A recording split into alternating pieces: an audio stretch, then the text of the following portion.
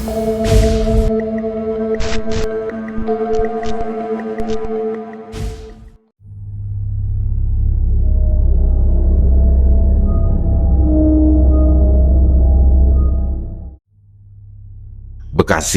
bagi sebagian besar orang adalah tentang panas, debu, dan kemacetan jalan raya yang tak berujung. Namun, jika kita mau menepi, menyusuri jalan-jalan setapak yang menjauh dari hiruk-pikuk kota, kita akan menemukan wajah lain dari daerah ini. Wajah yang sunyi, wajah yang menyimpan cerita-cerita tua di balik hamparan tanah basah. Kisah ini adalah milik Ahmad, seorang pemuda yang niat hatinya mulia, ingin menghafal Al-Quran, menjadi seorang penjaga kalam ilahi. Niat suci itu membawanya ke sebuah pondok pesantren yang baru berdiri di pinggiran Kabupaten Bekasi. Orang-orang menyebut daerah itu sebagai Pulau Muruk. Sebuah nama yang unik sekaligus ganjil. Tidak ada laut di sana, tidak ada pantai. Yang ada hanyalah hamparan sawah sejauh mata memandang. Sawah-sawah itu mengepung sebuah daratan kecil di tengah-tengahnya, membuatnya tampak seperti pulau yang terisolasi di tengah lautan padi. Akses menuju ke sana bukanlah jalan aspal mulus, melainkan jalan pematang yang hanya bisa dilalui kendaraan roda 2. Jika malam turun, kegelapan di sana adalah kegelapan total. Tidak ada lampu jalan, hanya suara kodok, jangkrik, dan desau angin yang menggesek ujung-ujung padi. Di tempat terpencil itulah Ahmad menghabiskan masa remajanya. Di tempat yang sunyi itu, ia belajar bahwa gangguan tidak hanya datang dari rasa malas, tetapi juga dari mereka yang bermukim di luar tembok logika manusia. Siang itu, matahari Bekasi sedang terik-teriknya ketika Ahmad dan ibunya tiba di lokasi survei. Kesan pertama yang tertangkap oleh mata Ahmad adalah sepi. Terlalu sepi untuk ukuran sebuah lembaga pendidikan. Pemandangan di sana didominasi oleh warna putih. Bukan cat tembok, melainkan burung. Ratusan burung kuntul sejenis bangau putih hinggap di pepohonan dan pematang sawah. Saat sore menjelang, kawanan burung ini akan terbang rendah, memantulkan cahaya matahari senja hingga membuat langit seolah-olah bercahaya. Konon, itulah asal-usul nama Pulau Muruk, atau pulau yang menyala. Indah memang. Namun, keindahan itu terasa dingin. Pondok pesantren itu sendiri masih sangat baru. Bangunannya belum banyak, namun tata letaknya sudah terbentuk jelas, menyerupai huruf U. Di sisi pertama, berdiri gedung An-Nadwa, asrama khusus para ustadz dan anak yatim. Di sebelahnya ada kantor pengurus dengan aula luas yang kosong melompong di lantai 2-nya. Lalu ada deretan toilet dan sebuah masjid yang menjadi jantung kegiatan. Namun ada satu struktur yang menarik perhatian Ahmad, atau lebih tepatnya mengganggu pandangannya. Di samping masjid yang megah dan baru berdiri sebuah saung tua. Saung itu terbuat dari kayu yang sudah lapuk. Atapnya kusam, kontras sekali dengan bangunan di sekelilingnya. Entah kenapa saung itu tidak dirobohkan, seolah sengaja dibiarkan membusuk di sana. "Sepi banget, Bu," bisik Ahmad saat mereka berjalan masuk. "Namanya juga pondok baru," jawab ibunya menenangkan, meski Ahmad bisa merasakan keraguan yang sama dalam nada bicara ibunya. Mereka disambut oleh seorang pria bersahaja yang ternyata adalah kiai pimpinan pondok, serta seorang ustadz pengurus santri. Dari penjelasan sang ustadz, Ahmad baru tahu betapa sedikitnya manusia di sana. Pondok ini baru angkatan kedua, Bu. Angkatan pertama cuma ada 9 orang, persis Wali Songo. Gurau sang ustadz mencoba mencairkan suasana. Kalau Ahmad masuk, dia jadi angkatan kedua. Temannya mungkin hanya belasan. Hanya belasan orang di tengah kepungan sawah seluas itu. Namun, tekad Ahmad sudah bulat. Ia ingin ilmu, bukan keramaian. Ia pun resmi mendaftar. Bulan Mei, Ahmad mulai menetap. Ia ditempatkan di gedung baru, sebuah bangunan 2 lantai di ujung huruf U tadi. Lantai bawah untuk kelas, lantai atas untuk asrama. Ruangan kamar itu dirancang untuk menampung 25 hingga 30 santri. Luas, berplafon tinggi, dan bergema. Masalahnya, santri angkatan baru banyak yang terlambat datang. Malam-malam pertama di sana, kamar raksasa itu hanya diisi oleh 3 orang. Ahmad, Rokif, dan Anwar. 3 anak remaja tidur di tengah ruangan yang bisa menampung 1 peleton tentara. Ranjang-ranjang kosong berderet seperti nisan. Lemari-lemari besi berdiri kaku di sudut-sudut gelap. Setiap kali mereka berbicara, suara mereka memantul, menciptakan gema yang seolah-olah ada orang keempat yang menirukan ucapan mereka dari sudut ruangan. Kehidupan pesantren adalah kehidupan yang terjadwal ketat. Tidak ada celah untuk melamun. Ahmad dipaksa beradaptasi dengan ritme tubuh yang baru. Bangun pukul 3 pagi untuk tahajud. Lanjut setoran hafalan sampai matahari terbit. Sekolah formal, istirahat siang, Qailulah yang wajib hukumnya demi kesehatan otak, lalu lanjut lagi aktivitas sore hingga malam. Pukul 9 malam, lampu wajib padam, hening total. Bulan-bulan pertama berlalu tanpa insiden berarti. Ahmad mulai akrab dengan kesunyian Pulau Muruk. Ia mulai terbiasa dengan suara burung kuntul dan nyanyian jangkrik. Teman-teman angkatannya pun mulai bertambah. Total menjadi 19 orang. Kamar besar itu mulai terasa hidup. Namun, ketenangan itu ternyata hanyalah sebuah fase perkenalan. 6 bulan setelah Ahmad menetap, saat ia merasa sudah benar-benar diterima oleh lingkungan itu, mereka mulai menyapanya. Malam itu, hari Senin. Lelah setelah seharian menghafal ayat-ayat suci, teman-teman Ahmad sudah terlelap pulas. Suara dengkuran halus memenuhi ruangan. Santri tidur beralaskan kasur lipat yang digelar di lantai, istilahnya ngampar, berjajar seperti ikan pindang. Ahmad tidur di samping temannya yang memiliki jam digital dengan layar menyala merah. Entah kenapa, mata Ahmad terbuka, kantuknya hilang seketika. Ia melirik jam digital di sebelahnya. Angka-angka merah itu menunjukkan pukul 12 malam tepat. Suasana hening, angin malam berhembus pelan dari ventilasi. Tiba-tiba dari arah belakang kamar terdengar suara. Suara ketukan, jelas, tegas, berirama. Ahmad terdiam, ia menajamkan telinganya. Suara itu berasal dari jendela kaca di dinding belakang kamar. Ahmad mencoba mencerna dengan logika. Kamar mereka ada di lantai 2. Dinding belakang gedung itu langsung menghadap ke hamparan sawah yang luas dan gelap. Tidak ada balkon, tidak ada teras, tidak ada pijakan kaki selebar 1 cm pun di luar jendela itu. Di bawah sana hanyalah tanah berlumpur. Siapa yang bisa mengetuk kaca jendela di lantai 2 yang melayang di atas sawah? Burung? Tidak mungkin suaranya sekeras dan seritmis itu. Itu suara buku jari atau kuku yang bertemu dengan kaca. Ahmad ingin menoleh. Ia ingin memastikan, tapi tubuhnya menolak perintah otaknya. Rasa takut yang menahannya untuk tetap berbaring kaku menghadap langit-langit. Ketukan itu berlangsung selama 3 menit yang menyiksa. Setelah 3 menit yang terasa seperti 3 jam, suara itu berhenti.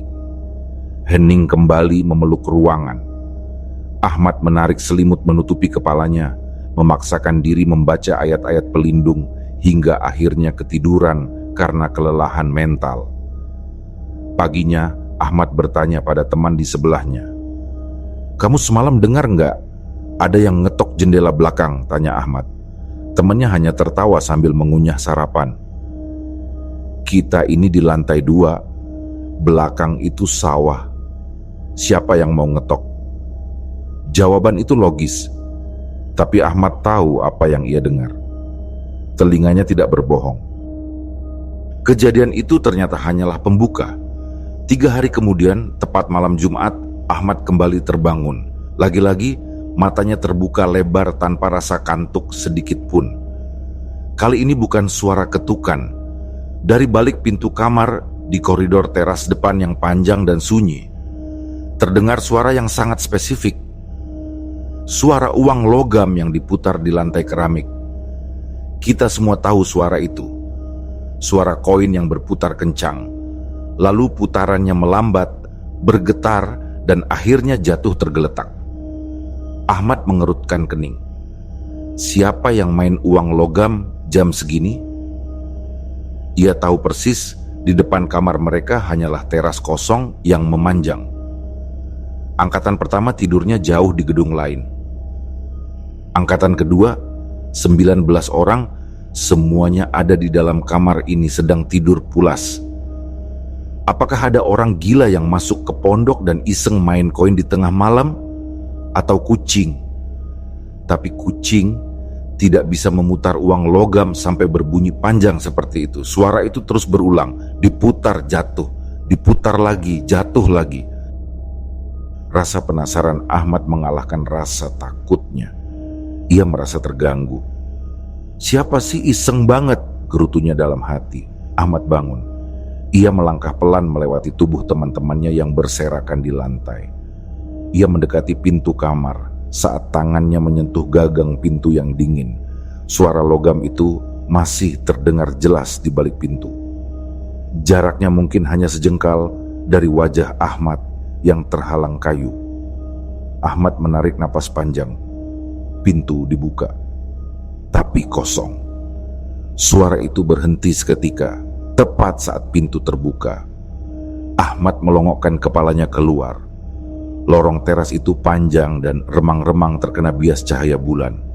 Tidak ada siapa-siapa, lantainya bersih.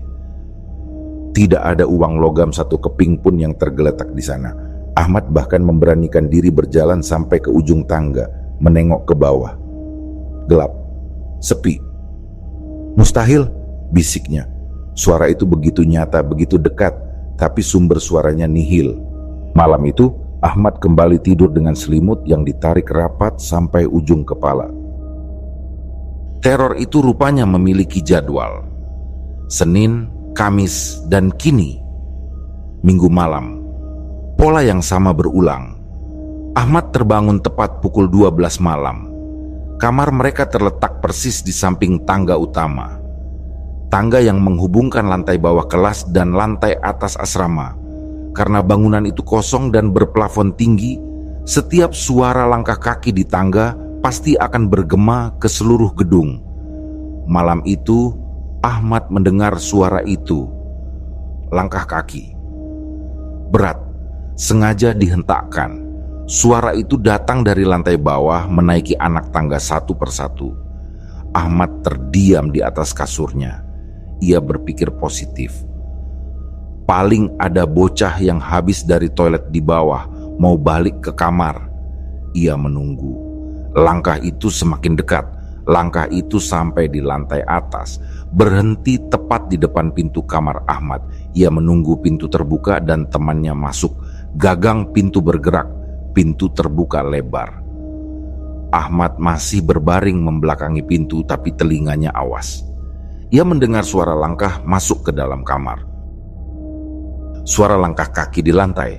Sosok itu berjalan melewati deretan santri yang tidur, menuju ke salah satu kasur kosong yang memang tersedia. Lalu terdengar suara bum pelan, suara tubuh yang menghempaskan diri ke kasur busa. Lalu hening. Siapa yang baru masuk? Batin Ahmad penasaran. Ia ingin tahu teman mana yang seberani itu keluyuran malam-malam. Perlahan, Ahmad membalikkan badannya. Ia menoleh ke arah kasur kosong yang tadi didatangi sosok itu. Mata Ahmad membelalak. Kasur itu kosong.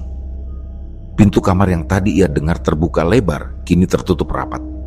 Terkunci dari dalam, sama seperti saat terakhir kali ia melihatnya sebelum tidur. Jantung Ahmad seakan berhenti berdetak. Ahmad mengedarkan pandangan ke seluruh penjuru kamar. 19 temannya tidur pulas. Tidak ada yang bergerak. Hanya dia satu-satunya makhluk sadar di ruangan itu yang baru saja menyaksikan atau merasakan kedatangan tamu tak diundang. Ya Allah, tolong aku. Ahmad memejamkan mata rapat-rapat. Gangguan demi gangguan yang dialami Ahmad membuatnya mulai mempertanyakan kewarasannya sendiri. Apakah ini hanya halusinasi akibat kelelahan menghafal? Ataukah memang ada entitas lain yang ingin berkomunikasi? Namun kejadian di Selasa malam itu mematahkan segala keraguan. 2 hari setelah insiden langkah kaki tak terlihat, Ahmad kembali terbangun di tengah malam.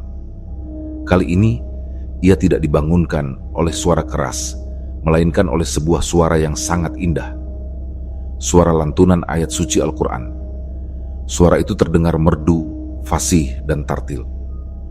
Makhraj hurufnya sempurna, nadanya mendayu-dayu menyejukkan hati. Siapapun yang mendengarnya pasti akan merasa damai. Kecuali Ahmad. Bagi Ahmad, suara itu adalah lonceng bahaya. Masalahnya bukan pada apa yang dibaca, melainkan siapa dan di mana. Suara itu adalah suara wanita. Dan suara itu berasal dari lantai 3, tepat di atas kepala Ahmad. Ahmad terbelalak menatap langit-langit kamar. Ia mencoba merasionalkan situasi. Ini pondok putra, batinnya bergejolak. Tidak ada santriwati, tidak ada ustazah yang menginap. Satu-satunya perempuan di sini hanya ibu dapur yang pulang sore hari. Lalu lokasi itu. Lantai 3 bukanlah asrama. Itu hanyalah dak terbuka yang digunakan untuk menjemur pakaian.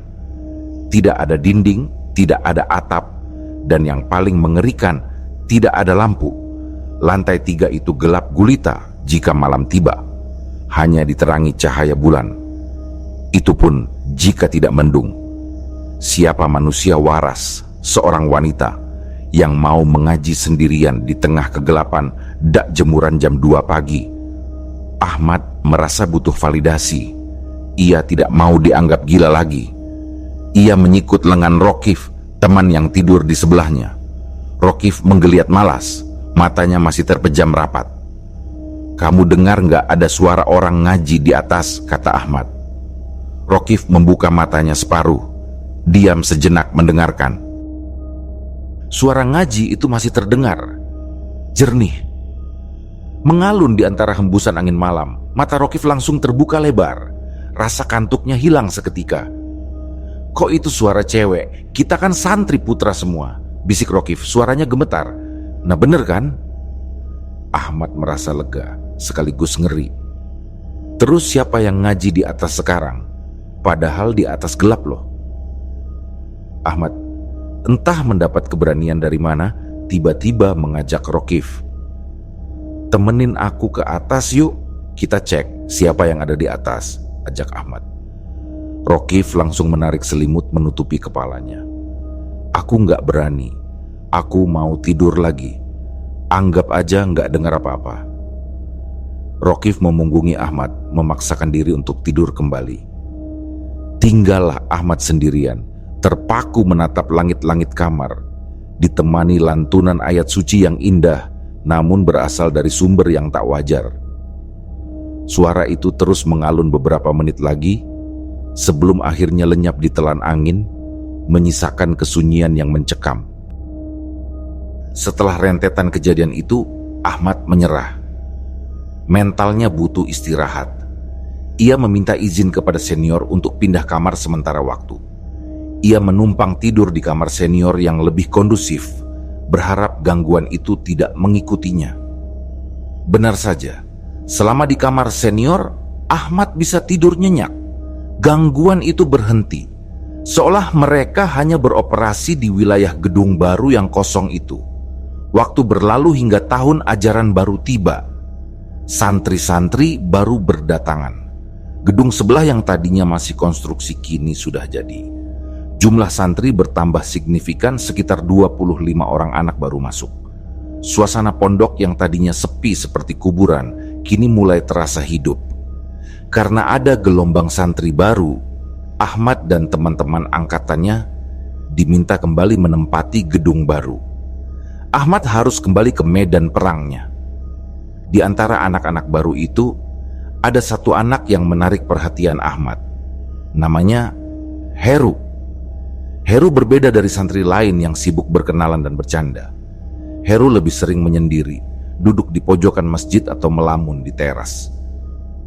Tatapan matanya sering kosong atau terkadang menatap tajam ke arah lain seolah sedang melihat sesuatu. Ahmad yang merasa kasihan melihat Heru sendirian mencoba mendekat usai salat zuhur. "Nama kamu siapa?" sapa Ahmad ramah. Anak itu menjawab singkat dengan suara pelan, "Saya Heru Kak." Ahmad kemudian bertanya, kenapa Heru selalu sendirian dan mengajaknya untuk bergabung dengan santri lain. Namun Heru menolak halus. Ia mengatakan bahwa ia lebih nyaman dengan kondisinya yang sekarang. Hening sejenak menyelimuti mereka hingga tiba-tiba Heru memecah kesunyian dengan sebuah celetukan aneh saat matanya menyapu sekeliling area pondok. "Di sini ramai ya Kak," ucapnya datar. Ahmad mengernyitkan dahi, bingung dengan pernyataan itu. Ia bertanya apa maksud ramai yang diucapkan Heru. Namun Heru menoleh ke arah Ahmad dan memberikan senyum tipis, sebuah senyum yang penuh arti sebelum berkata, "Nggak apa-apa Kak." Ahmad tidak terlalu memikirkan ucapan Heru saat itu. Ia sibuk menata barang-barangnya di kamar baru. Di gedung baru ini, Ahmad memilih posisi lemari di pojok ruangan. Ia merasa posisi itu strategis dan nyaman. Tanpa ia sadari, ia baru saja meletakkan lemarinya di titik yang salah.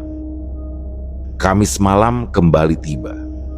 Sepertinya malam Jumat adalah waktu favorit bagi penghuni tak kasat mata di Pulau Muruk untuk berinteraksi. Ahmad tidur di posisi strategis pilihannya, dekat lemari, menghadap tembok, membelakangi pintu utama kamar. Tengah malam, seperti sudah dijadwalkan, Ahmad terbangun lagi. Pemicunya adalah cahaya lampu teras luar yang menembus masuk, menciptakan siluet dan bayangan panjang di lantai kamar. Ahmad masih dalam posisi tidur tengkurap, setengah sadar. Matanya menangkap pergerakan bayangan di dinding depannya. Ada bayangan kecil yang bergerak lincah, meliuk-liuk seperti sedang menari. Ahmad terkesiap. Melalui ekor matanya, ia memberanikan diri melirik ke belakang. Ia melihat sosok kecil berdiri tak jauh dari kakinya. Sosok itu benar-benar sedang menari, berputar-putar riang tanpa suara. "Astagfirullah, siapa ini?" batin Ahmad menjerit, tubuhnya kaku seketika. Ahmad memejamkan mata rapat-rapat, berharap saat ia membukanya, sosok itu sudah hilang. Beberapa detik kemudian, ia memberanikan diri membuka mata. Benar saja, bayangan menari itu sudah lenyap. Ahmad menghela napas lega, mengira itu hanyalah halusinasi akibat lelah. Namun, saat pandangannya beralih ke depan, ke arah lemarinya yang hanya berjarak 1 meter, napas Ahmad tercekat di tenggorokan. Di atas lemari itu, entah dari mana datangnya, ada sebuah boneka. Boneka siapa ini? Perasaan nggak ada boneka di situ, batin Ahmad bingung. Boneka itu berbentuk karakter kartun lucu yang biasa dimiliki anak-anak. Namun, di tengah suasana kamar yang temaram, boneka itu terlihat salah tempat. Ahmad menatapnya lekat-lekat dan perlahan wajah boneka itu berubah. Mulutnya yang tadinya diam perlahan tertarik ke atas. Lebar. Semakin lebar hingga menyeringai, memperlihatkan gigi-gigi kecil dan mata kancing plastik yang menatap tajam ke arah Ahmad. Darah Ahmad berdesir hebat. Di belakang ada penari hantu, di depan ada boneka yang tersenyum jahat. Allahu Akbar, ini ujian apalagi. Ahmad langsung membenamkan wajahnya ke bantal. Mulutnya komat kamit membaca ayat kursi secepat yang ia bisa, berulang-ulang sampai keringat dingin membasahi baju tidurnya. Ia tidak berani mengangkat kepala sampai azan subuh berkumandang. Pagi harinya, dengan mata sembab kurang tidur, Ahmad langsung mencari Heru. Firasatnya mengatakan, anak baru yang pendiam ini tahu sesuatu. Ucapannya kemarin terngiang-ngiang di kepalanya. Ahmad menarik Heru ke sudut sepi agar pembicaraan mereka tidak didengar santri lain. "Aku mau nanya serius," bisik Ahmad dengan nada mendesak. "Semalam, aku diganggu lagi. Ada boneka di lemariku, terus ada bayangan nari-nari. Apa kamu tahu sesuatu?" Heru menatap Ahmad dengan wajah datar, lalu menghela napas panjang seolah itu adalah hal yang lumrah. Ia justru bertanya balik dengan nada santai, "Kakak baru sadar?" Ahmad bingung dan mendesak Heru untuk menjelaskan maksud ucapannya. Heru menunjuk ke arah kamar Ahmad dan berkata, "Itu lemari kakak. Kakak naruh lemarinya pas banget di tempat dia biasa nyimpan mainan bonekanya." Ahmad merinding mendengar itu.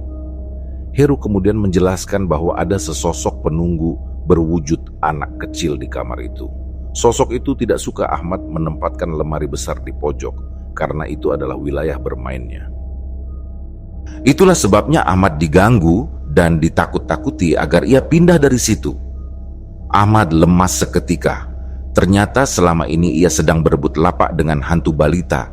Dengan putus asa ia bertanya, "Terus aku harus bagaimana? Apa lemarinya dipindah?"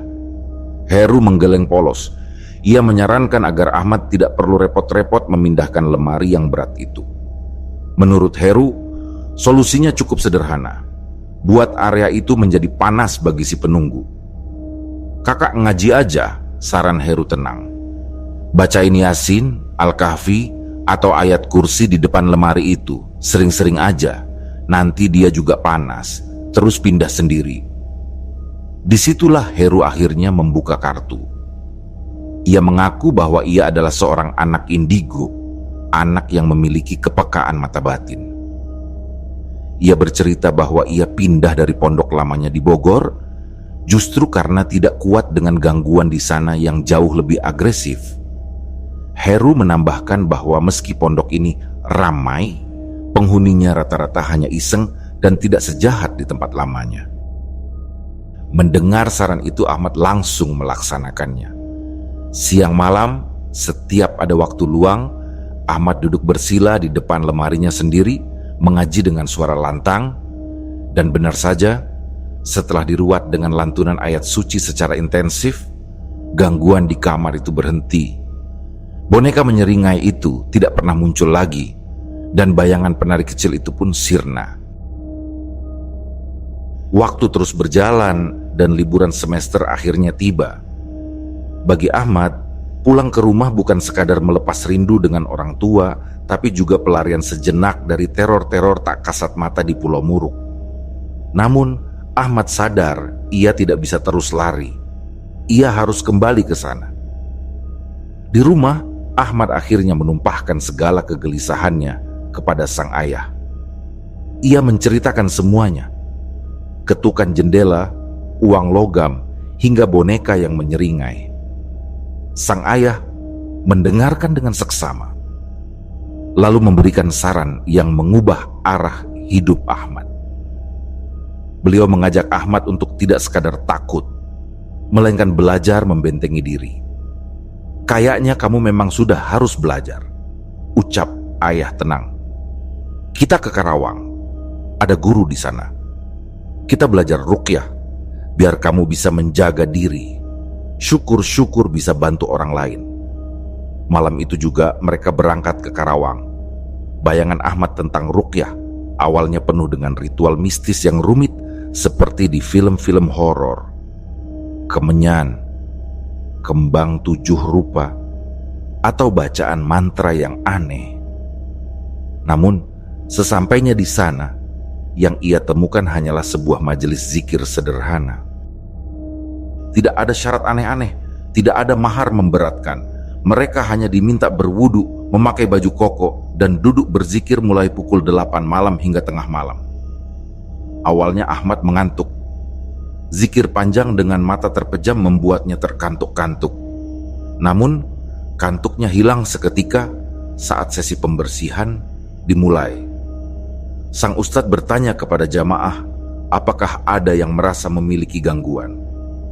Seorang bapak mengacungkan tangan. Hanya dengan dibacakan syahadat dan salawat, bapak itu tiba-tiba mengeram. Suaranya berubah berat, matanya melotot, dan tubuhnya kejang-kejang.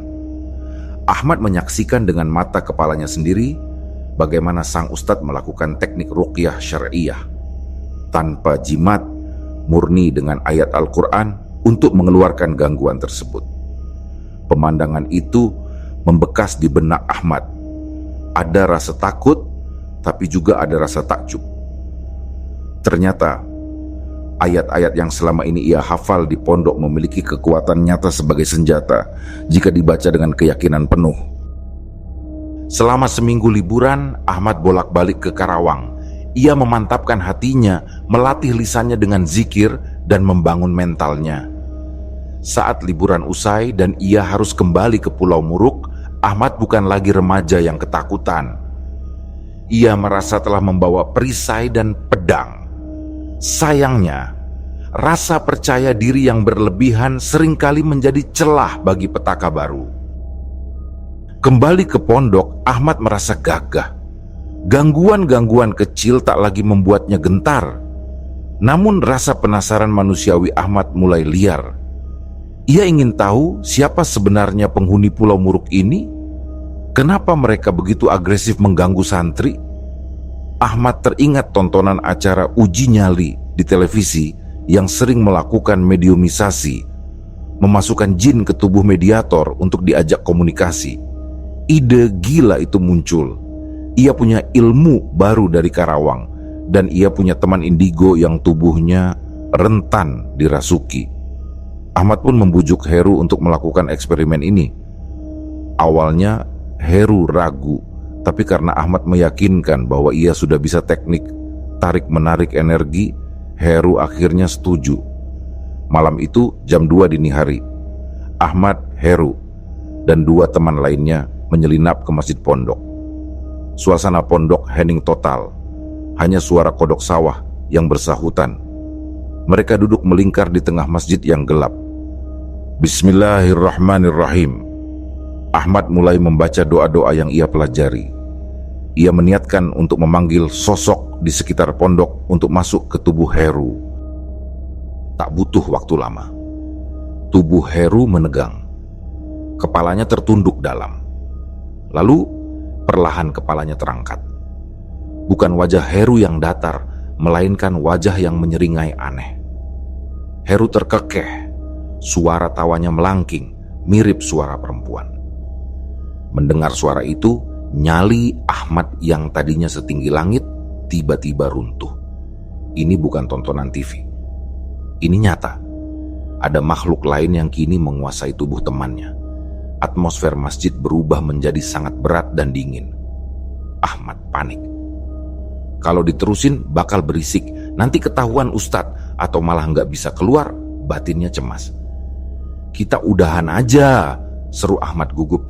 Aku juga jadi takut. Keluar, keluar. Dengan tergesa-gesa, Ahmad membacakan doa penutup dan menepuk punggung Heru. Heru tersentak, lemas, dan kembali sadar dengan wajah bingung. Tanpa banyak bicara, mereka membubarkan diri. Mereka lari kembali ke asrama masing-masing, menganggap eksperimen itu gagal dan selesai. Mereka salah besar. Mereka lupa satu aturan fatal dalam dunia gaib. Jangan memanggil jika tidak tahu cara memulangkan dengan benar. Sesuatu yang masuk ke tubuh Heru tadi belum benar-benar pergi. Ia justru tertarik pada Ahmad, sang pemanggil. Malam itu, Ahmad tidak tidur di gedung baru. Ia sudah pindah ke gedung lama, sebuah asrama yang lebih sempit namun terasa lebih hangat karena satu kamar hanya diisi 6 orang. Di sini, mereka tidur menggunakan ranjang tingkat, bukan ngampar di lantai. Ahmad tidur di ranjang tingkat atas. Posisi kasurnya ada di tengah ruangan. Lemari pakaiannya terletak di pojok, berjarak sekitar 2 meter dari ujung kakinya. Teman-temannya, 3 orang yang ikut eksperimen tadi, dan 2 teman sekamar lainnya, sudah terlelap pulas. Mereka pikir malam itu sudah berakhir. Ahmad memejamkan mata, mencoba tidur. Namun, perasaannya tidak enak. Beberapa saat kemudian, ia terbangun. Bukan karena suara, tapi karena insting. Ia membuka mata, mengerjap-ngerjap menyesuaikan dengan kegelapan kamar. Pandangannya lurus ke depan, ke arah lemari di pojok ruangan. Di sana, di depan lemari itu ada seseorang. Ahmad mengucek matanya. Ia menampar pipinya pelan, memastikan ia tidak sedang bermimpi. Sosok itu masih di sana, seorang wanita. Ia berdiri membelakangi lemari, menghadap ke arah ranjang Ahmad. Kepalanya menunduk dalam sehingga wajahnya tidak terlihat. Tertutup rambut panjang yang kusam, tubuh Ahmad menegang. Ia ingin berteriak, tapi suaranya tercekat. Ia hanya bisa menatap sosok itu. Allahu Akbar, kuntilanak, batinnya menjerit. Ngapain dia di situ? Ahmad mencoba memfokuskan pandangannya, berharap sosok itu hilang. Namun yang terjadi selanjutnya adalah horor fisik yang paling menjijikkan yang pernah ia alami. Tiba-tiba, dalam sekejap mata, tanpa berjalan, tanpa melayang, sosok yang tadinya berjarak 2 meter di depan lemari itu, kini berpindah posisi. Kepala itu sekarang ada tepat di atas kaki Ahmad. Ahmad terlonjak kaget setengah mati. Allahu Akbar. Teriaknya dalam hati, tubuhnya kejang saking kagetnya.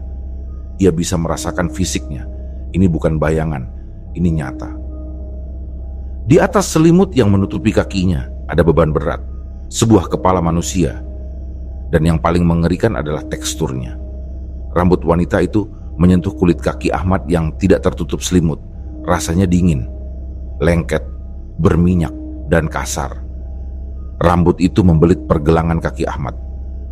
Baunya, bau anyir yang menusuk hidung, bercampur bau tidak sedap yang membuat perut mual. Teman-teman sekamarnya tidak ada yang bangun. Ahmad sendirian menghadapi teror ini di ranjang tingkat atas yang sempit. Dengan panik, Ahmad menendang-nendangkan kakinya. Kakinya membentur sesuatu yang padat. Kepala itu keras, seperti kelapa, tapi rambutnya yang lengket terus menempel. Ahmad menangis dalam hati. Kakinya terus menendang liar, berusaha melepaskan diri dari jeratan rambut berminyak itu. Namun sosok itu diam saja, tidak bersuara, tidak tertawa. Hanya diam menempel, menikmati ketakutan Ahmad. Ahmad sadar tenaga fisik tidak akan mempan. Ia memejamkan mata rapat-rapat, menghentikan tendangannya, dan mulai membaca semua hafalan Quran yang ia miliki. Ayat kursi, Al-Falaq, An-Nas. Ia rapalkan semuanya dalam hati dengan penuh kepasrahan. Dengan izin Allah, enyahlah. Perlahan beban di kakinya menjadi ringan. Sensasi dingin dan lengket itu memudar. Saat Ahmad memberanikan diri membuka mata, kakinya sudah kosong. Sosok itu hilang. Namun, sisa rasa lengket dan bau anyir itu masih tertinggal, membuat Ahmad terus gemetar hingga pagi menjelang. Kasurnya basah oleh keringat dingin. Pagi harinya, Ahmad duduk melamun di teras masjid dengan wajah pucat. Heru menghampirinya. Semalam didatengin ya kak? Tanya Heru tiba-tiba. Ahmad menoleh cepat, matanya melotot. Kamu kok bisa tahu? Heru menjelaskan dengan wajah tanpa dosa. Ia bercerita bahwa saat mereka membubarkan diri dari masjid semalam, ia melihat sosok wanita itu keluar dari tubuhnya dan berjalan mengikuti Ahmad. Sosok itu tertarik pada Ahmad yang memimpin ritual pemanggilan itu. Dia ngikutin kakak dari masjid sampai ke gedung lama. Aku lihat dia masuk ke kamar kakak. Aku mau teriak, tapi aku juga takut kak, ucap Heru polos. Ahmad hanya bisa mengelus. Kecerobohannya bermain-main dengan dunia gaib harus dibayar mahal dengan teror rambut berminyak yang tak akan pernah ia lupakan seumur hidupnya. Gangguan kuntilanak itu berhenti setelah kejadian malam itu. Mungkin ia sudah puas berkenalan. Namun, Pulau Muruk belum kehabisan stok penghuni. Waktu terus bergulir. Ahmad mencoba mengubur dalam-dalam ingatan tentang kepala buntung yang menempel di kakinya itu. Ia memilih menyibukkan diri dengan rutinitas hafalan. Hingga suatu sore, selepas salat maghrib, sebuah pemandangan ganjil kembali menguji mentalnya. Saat itu para santri sedang berkumpul di teras masjid untuk menyetorkan hafalan. Ahmad yang sedang menunggu giliran, tanpa sengaja mengarahkan pandangannya ke samping masjid, tepat ke arah sebuah saung tua yang sudah ada sejak lahan itu dibuka. Matahari sudah tenggelam sepenuhnya, menyisakan langit biru tua yang pekat. Ahmad menyipitkan mata. Ia merasa ada yang aneh. Saung bambu itu terlihat seolah-olah berbulu dan ukurannya tampak membesar. Tiba-tiba bayangan di belakang saung itu bergerak. Ia bangkit berdiri tegak. Rupanya itu bukan bayangan saung. Itu adalah sesosok makhluk yang tadinya duduk meringkuk dan kini berdiri menjulang. Tingginya melampaui atap masjid. Tubuhnya besar, hitam legam, dan dipenuhi bulu lebat di sekujur tubuh. Sosok raksasa itu menoleh pelan ke arah teras masjid. Ahmad bisa merasakan tatapan mata makhluk itu tertuju lurus padanya.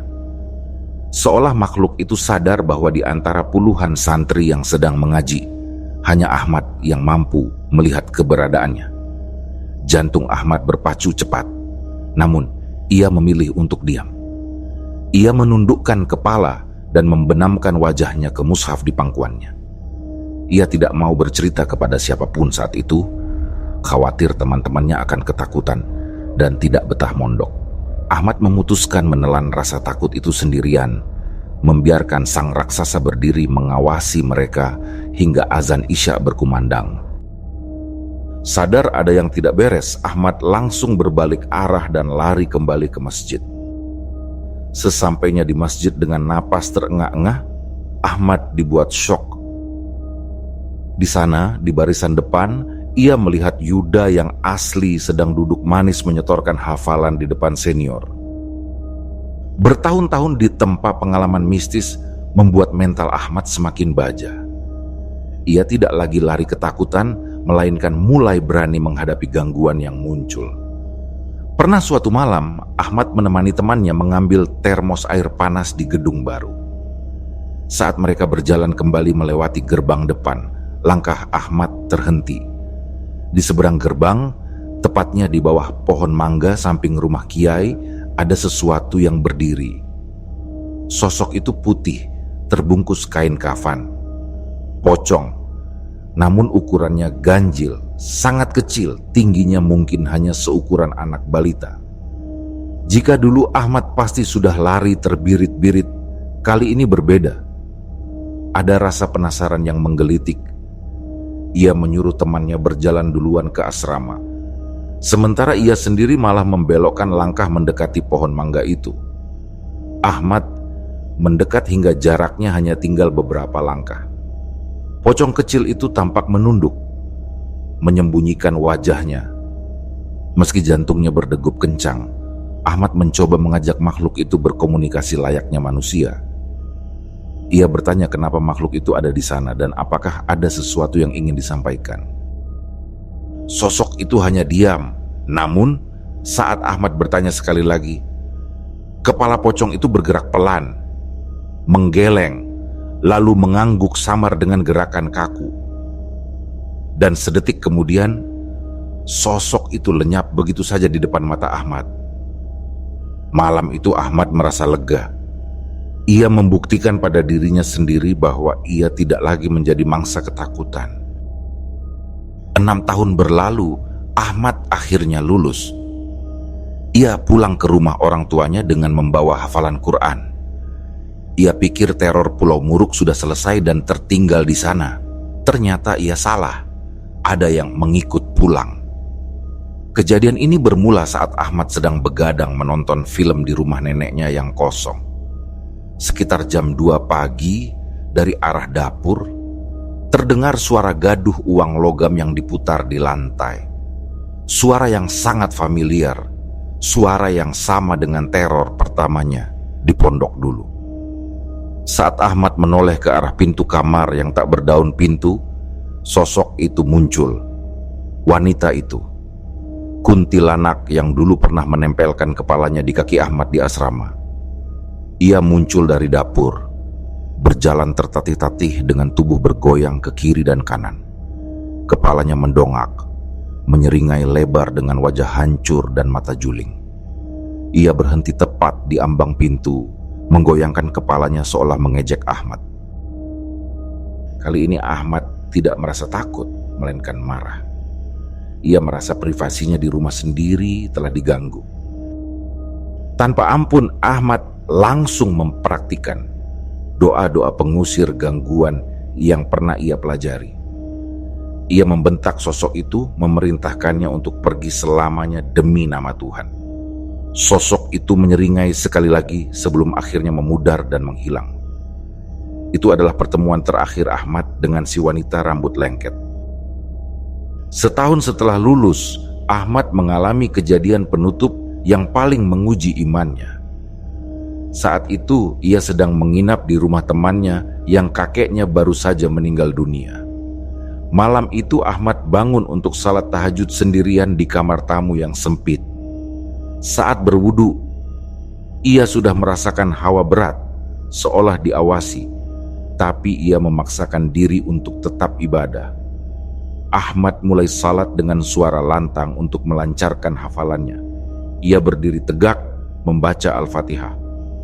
Hening sejenak saat ia selesai membaca ayat terakhir Al-Fatihah. Namun saat ia menarik napas untuk mengucap amin, tiba-tiba dari arah belakang kirinya terdengar suara berat menyahut, "Amin." Suara itu jelas sekali. Suara laki-laki dewasa, berat dan bergema. Darah Ahmad berdesir. Ia sadar ada makmum tak diundang di belakangnya. Namun Ahmad meneguhkan hati. Ia sedang berhadapan dengan Tuhan. Tidak pantas ia takut pada setan.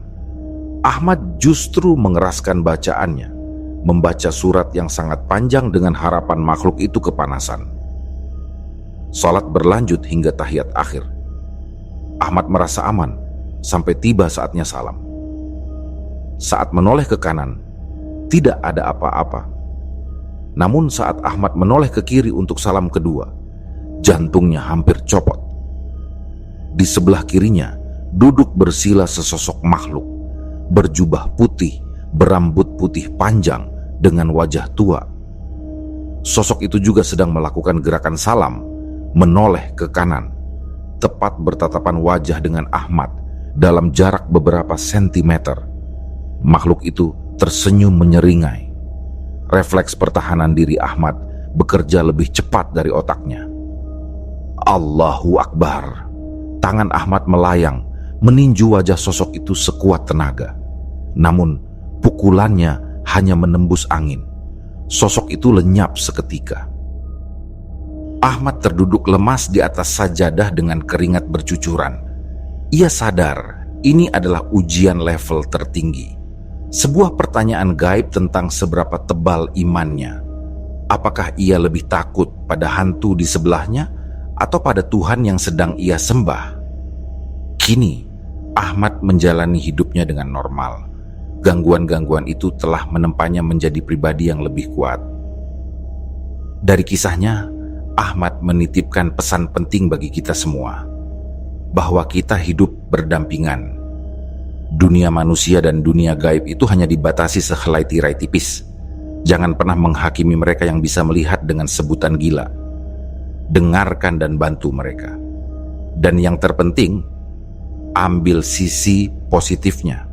Jika gangguan datang, itu adalah pengingat untuk lebih mendekat pada Sang Pencipta.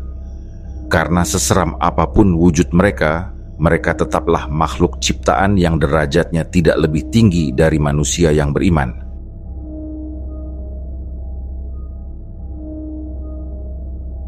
Demikianlah kisah yang kami bawakan ini.